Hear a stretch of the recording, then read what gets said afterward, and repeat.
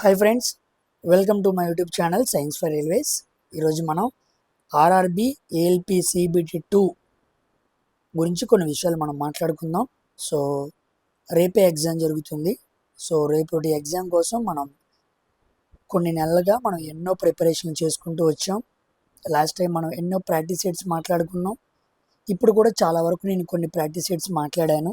So అవన్నీ కూడా మనం ప్రిపేర్ చేసుకుంటూ వచ్చాం. దానికి తోడు మీరు కూడా రకరకాల ప్లాట్ఫామ్స్లో మాక్ టెస్టులు రాసుకుంటూ వచ్చారు.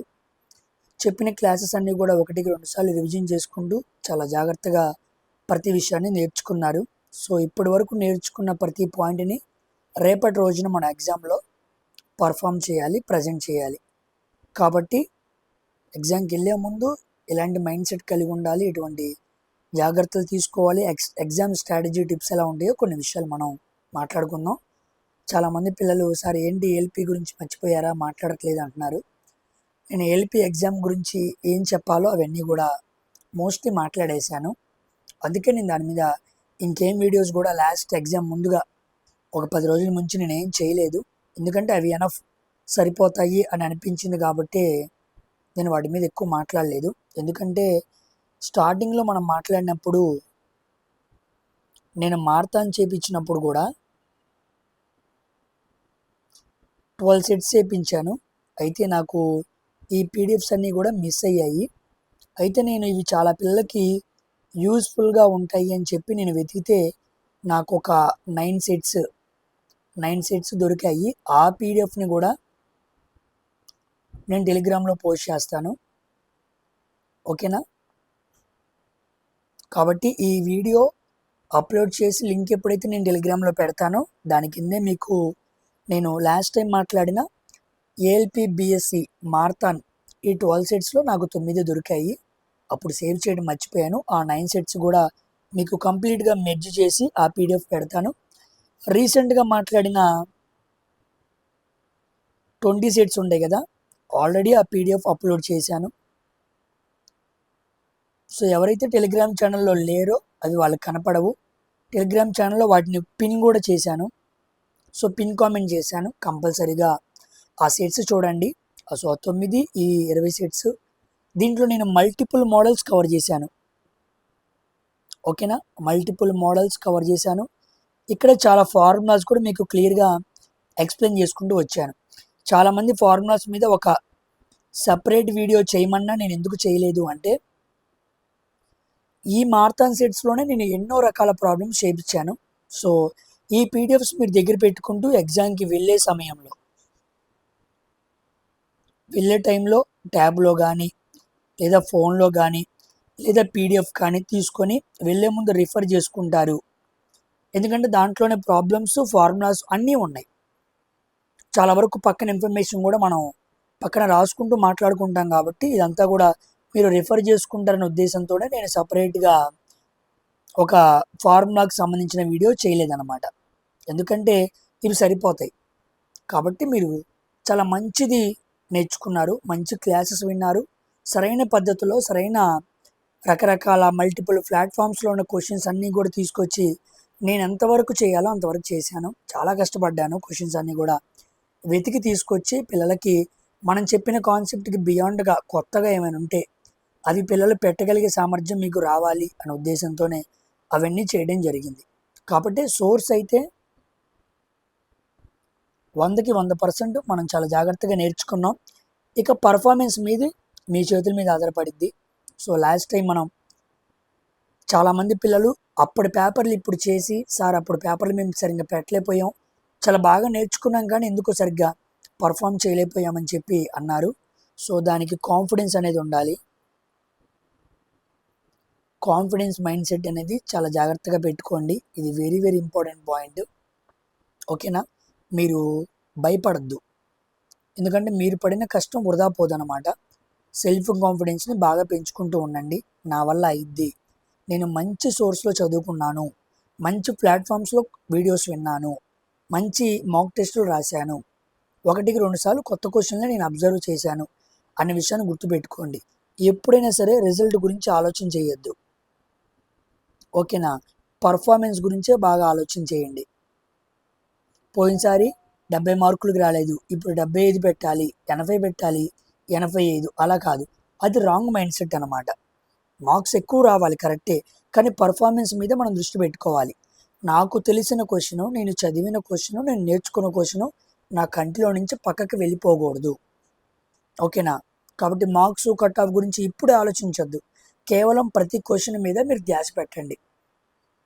నేను ఎలా పర్ఫామ్ చేయాలి, నాకు తెలిసిన క్వశ్చనే, నేను చదువుకున్న క్వశ్చనే, ఒకవేళ తెలియని క్వశ్చన్ వస్తే తెలిసిన రిఫరెన్సెస్తో, ఇన్ఫరెన్సెస్తో నేను దాన్ని ఎలా ట్యాకిల్ చేయాలి అని ఆలోచన చేయండి. అంతే కదా, రాదు కదా అని వదిలేయద్దు. ఓకేనా? ఇంకో మైండ్ సెట్ ఏంటంటే కూల్గా ఉండండి.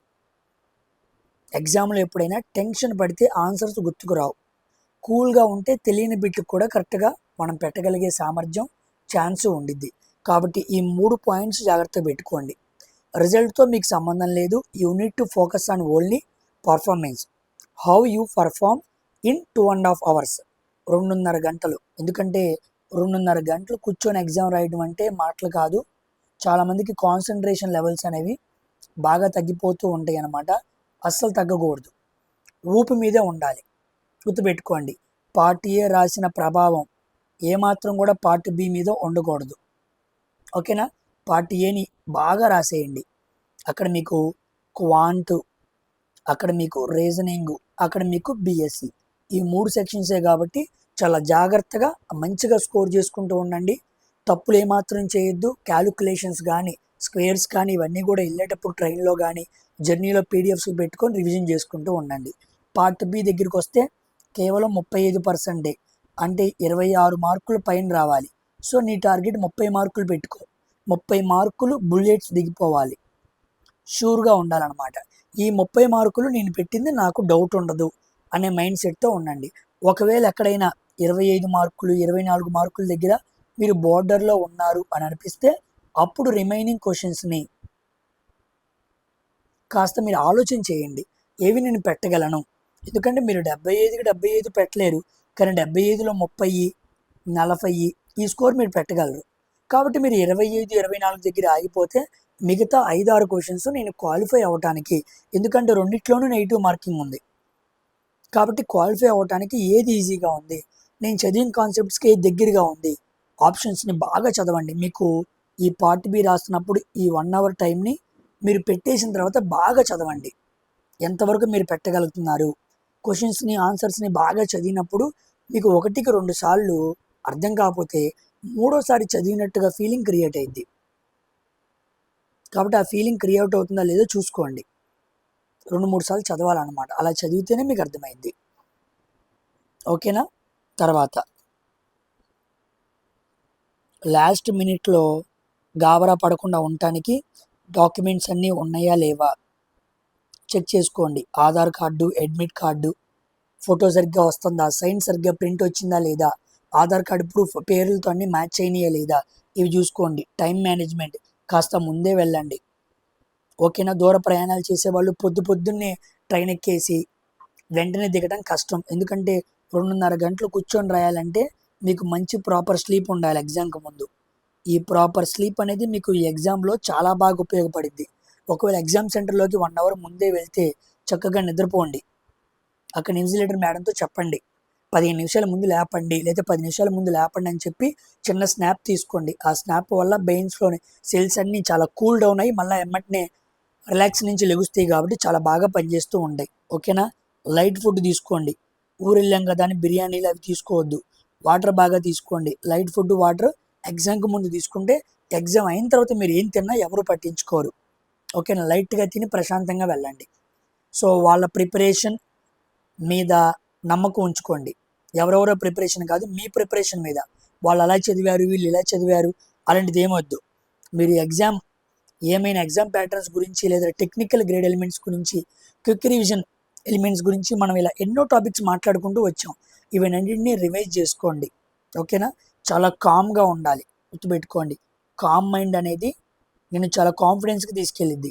ఉద్యోగం వచ్చినా రాకపోయినా నేను కామ్గా ఉండాలి, కాన్ఫిడెన్స్గా డీల్ చేయాలి అనే విషయాన్ని మనసులో పెట్టుకోండి. ఈ లాస్ట్ మినిట్లో తీసుకెళ్లాల్సిన డాక్యుమెంట్స్ వాటి మీద మాత్రం చాలా జాగ్రత్తగా ఉండండి. తెలుసు కదా, కంపల్సరీగా ఆధార్ ఉండాలి. ఆధార్తో పాటు ఇంకో ప్రూఫ్ మీరు పెట్టుకోండి. ఫోటో మీరు పెట్టుకోండి, సిగ్నేచర్ అవన్నీ చాలా జాగ్రత్తగా ఉన్నాయా లేదా చూడండి. 1 అవర్ ముందే వెళ్ళిపోండి. ఈ లాస్ట్ మినిట్ టిప్స్ జాగ్రత్తగా గుర్తుపెట్టుకోండి. 2.5 గంటలు ఏమాత్రం కూడా కాన్ఫిడెన్స్ని తగ్గద్దు. ఓకేనా? వెళ్ళేటప్పుడు డార్క్ చాక్లెట్ లాంటిది, ఒక చిన్న కాఫీ లాంటిది తాగండి. కెఫిన్ లెవెల్స్ బాగా పెరుగుతాయి కాబట్టి చాలా కాన్సన్ట్రేషన్గా ఉంటావు. డార్క్ చాక్లెట్లో కెఫిన్ లెవెల్స్ ఎక్కువ ఉంటాయి అన్నమాట. కాన్ఫిడెన్స్ మైండ్ సెట్తో ఉండాలి. నువ్వు అద్భుతంగా నేర్చుకున్నావు అనే విషయం గుర్తుపెట్టుకో. తక్కువ మాట్లాడు. ఎగ్జామినేషన్ సెంటర్లో వాతావరణంలో తక్కువ మాట్లాడు.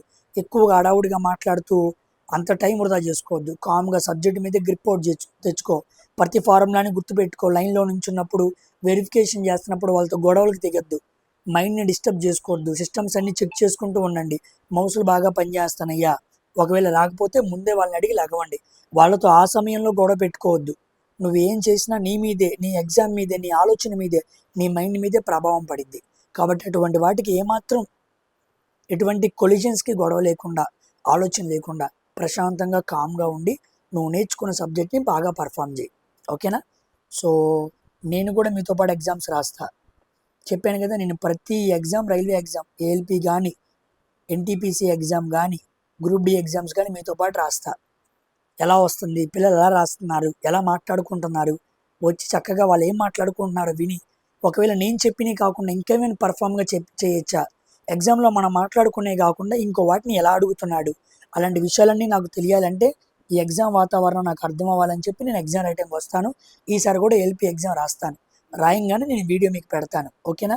ఏఎల్పి CBT2 ఎగ్జామ్లో మనకు వచ్చిన మార్కుల్లో 70% తీస్తారు కాబట్టి మంచి స్కోర్ని సంపాదించుకోవడానికి ట్రై చేయండి. వెంటనే తర్వాత సైకో క్లాసుల గురించి నేను వీడియో చేస్తాను. ఆల్రెడీ మన దగ్గర సైకో క్లాసెస్ చాలా ఉన్నాయి. లాస్ట్ టైం ఎవరు పిల్లలు సైకో క్లాసెస్కి కోచింగ్ వెళ్లకుండా ఆన్లైన్లో ఫ్రీ కోచింగ్ మనం ఇచ్చి ఏ ప్లాట్ఫామ్లో ఎగ్జామ్ రాయాలో, ఏ విధమైన టెస్ట్లు వస్తాయో మనం అన్నీ మాట్లాడటం జరిగింది. సో 100కి 100% సైకో మీరు ఎక్కడ డబ్బులు కట్టి కోచింగ్ తీసుకోవాల్సిన పనే లేదు. ఆన్లైన్లోనే మీకు ఫ్రీగా కోచింగ్ ఇవ్వడం జరిగిద్ది. ఆల్రెడీ మన దగ్గర క్లాసెస్ ఉన్నాయి. ఇప్పుడు న్యూగా మరికొన్ని క్లాసెస్ను కూడా జాయిన్ చేయడం జరిగిద్ది. కాబట్టి సైకో గురించి ఆలోచన పక్కన పడేసి చక్కగా ఎగ్జామ్ రాయండి. ఓకేనా? 2.5 గంటలు, గంటన్నర పార్ట్ ఏ, గంట పార్ట్ బి, వీటి మీద ఎక్కువగా ఫోకస్ చేసుకోండి. ఓకేనా? 9:30 లోపలికి వెళ్తే 12 వరకు కూర్చోవాలి కాబట్టి మంచి ఫుడ్ని తీసుకొని చాలా కాన్సన్ట్రేటెడ్గా ఉండండి. తర్వాత విషయం నేను చూసుకుంటాను. ఓకేనా? సో నేను మీతో పాటు ఎగ్జామ్ రాస్తాను. నా ఎగ్జామ్ సెంటర్ ఎక్కడో కూడా టెలిగ్రామ్లో పెడతాను. అక్కడ ఎవరైనా పిల్లల ఎగ్జామ్ సెంటర్ ఉంటే కలుద్దాం. ఓకేనా? జాగ్రత్తగా పర్ఫామ్ చేయండి. చాలామంది లాస్ట్ టైం ఏఎల్పి ఉద్యోగం కొట్టి ఇప్పుడు మన పిల్లలు రైల్వే లోపల ఉన్నారన్నమాట. ఈసారి నోటిఫికేషన్లో కూడా మన వైపు నుంచి చాలామంది లోపలికి వెళ్ళాలి. ఇంతమంది తెలుగు వాళ్ళు ఎందుకు వచ్చారు అంటే సైన్స్ ఫర్ రైల్వేస్ అనే రీజన్ మనం లోపల చెప్పాలి. కాబట్టి నాకు చాలా ఉద్యోగాలు కావాలి. మినిమం టు మినిమం నేను 500 ఉద్యోగాలు మన ఛానల్ తరపున కావాలని కోరుకుంటున్నాను. అది మీరే తీసుకొచ్చి రావాలి, మీరే తీసుకొచ్చి పెట్టాలి. ఓకేనా? దానిపైన వచ్చినా నాకు ఇంకా సంతోషం. కాబట్టి జాగ్రత్తగా రాయండి. మీ పేర్లన్నింటినీ కూడా ఛానల్లో నేను చెబుతాను. మన ఛానల్లో మీ గురించి చెప్పాలి. కంపల్సరీగా మీరు కష్టపడి రాయండి, విజయం మీదే. ఓకేనా? ఇంకేమైనా అప్డేట్స్ ఉన్నా సరే, అదేవిధంగా ఇదిగోండి స్టార్టింగ్లో ఈ సెట్స్ ఉన్నాయి కదా, ఇవి కొత్తగా నేను పాడైపోయిన మిస్ అయిపోయిన సెట్స్ అన్నీ కూడా తీసుకొచ్చానని చెప్పాను కదా, వీటిని నేను న్యూగా అప్లోడ్ చేస్తాను. వీటిని కూడా పిన్ చేస్తాను. సో ఈ 9 సెట్స్, ఈ 20 సెట్స్, వీటిని PDF తీసుకొని రివిజన్ చేసుకుంటూ ఉండండి. ఓకేనా? సో బాగా కష్టపడ్డారు, అందరూ కూడా చాలా జాగ్రత్తగా రాయండి. All the best to everyone. విజయం మీదే. కంపల్సరీగా మీరు బాగా రాస్తారని నమ్ముతున్నాను. రాసిన తర్వాత మాట్లాడుకుందాం. ఓకేనా? నెక్స్ట్ వీడియోలో కలుద్దాం. ఏమైనా అప్డేట్ ఉంటే టెలిగ్రామ్లో పెడతాను. టెలిగ్రామ్లో ఎవరైనా జాయిన్ అవ్వని పిల్లలు ఉంటే జాయిన్ అయ్యి ప్రతి అప్డేట్, మన ఛానల్ ద్వారా వస్తున్న ప్రతి అప్డేట్ని ఫాలో అవుతూ ఉండండి. నెక్స్ట్ వీడియోలో కలుద్దాం. బాయ్. మీరు చూసి అందరికీ షేర్ చేయండి.